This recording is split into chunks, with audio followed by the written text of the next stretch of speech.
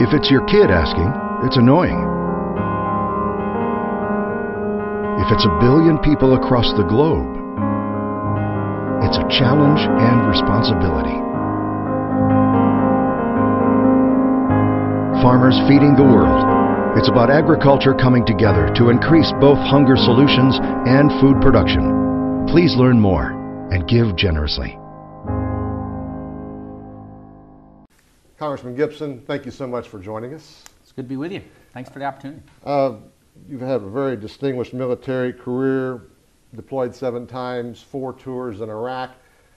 What was the most important thing you learned about the United States, how it's viewed in the world, based on your experiences overseas? Well, actually, that's a very thoughtful question, and I think that really the compassionate heart of the American soldier.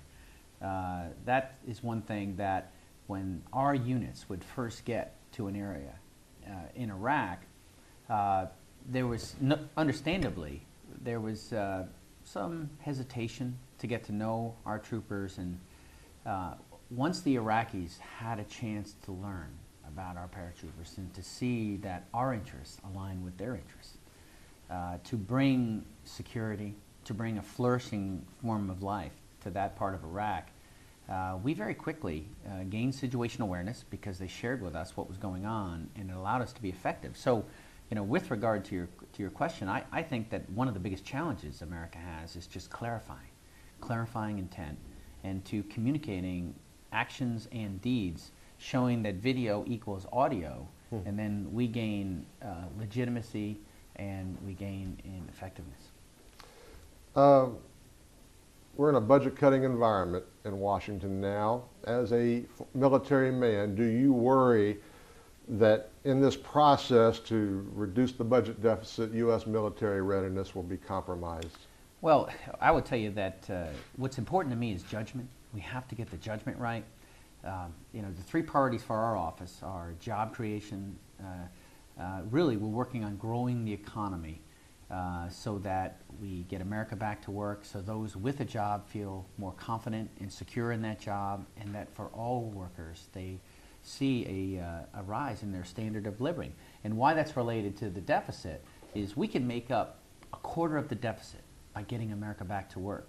And when you study the details of macroeconomics, and you see that when we went into recession, we lost over $300 billion in revenues here. So when we talk about gaining revenues, what we want to do is get America back to work initially, so we can gain back that $300 billion. I think we can gain even more. Now, with regard to taking the additional steps necessary to move us back to the balanced budget, what's important to me is that we take a comprehensive look at all of the budget, and that we make good choices.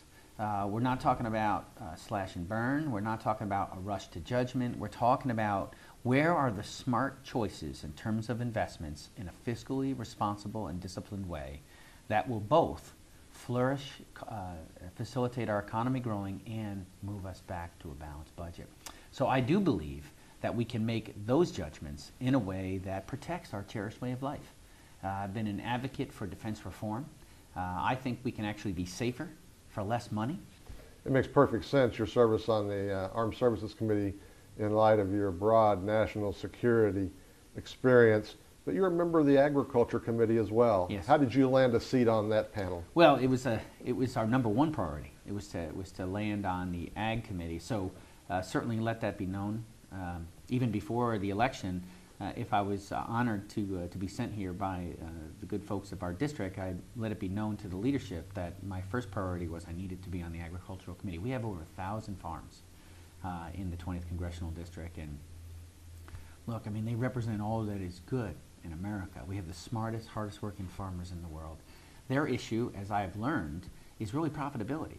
There's stress on their profitability for a variety of reasons, and so what I try to do is understand that and find ways where at the federal level and in concert with working at state and localities, how can we ease that stress, remove impediments to growth, positively impact their profitability. So, what are some of the ways that we do that? Well, we've actually got some of them done since we've been here. You look at the fair trade agreements that we recently passed, an example of Democrats and Republicans working together with the presidents. Also, not just overseas, but locally. Big advocate of produce and consume by local. So what I want to see us do is how do we remove impediments to getting more of our local grown products in our schools?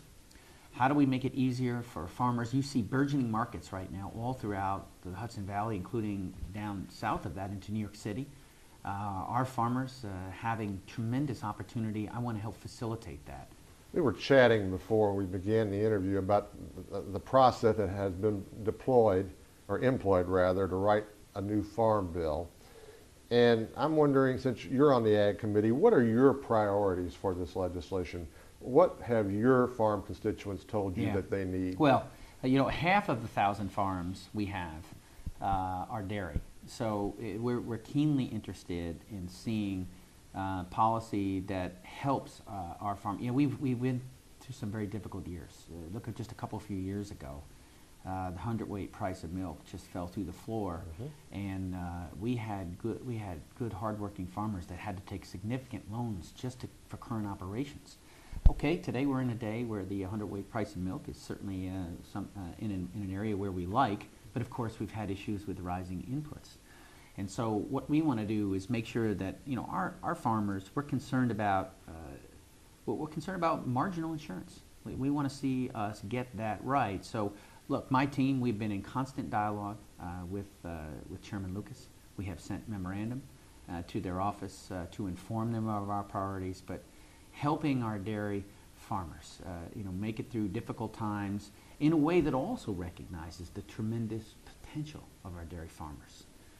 Tremendous potential. So we are less enthusiastic about restraining that. We want to find ways that they can deal with the fluctuations, but we also want them to still be able to rise to their God-given potential. So that's not an easy task. That's easier said than done. But these are the areas we're interested in influencing, but also to, look, crop insurance.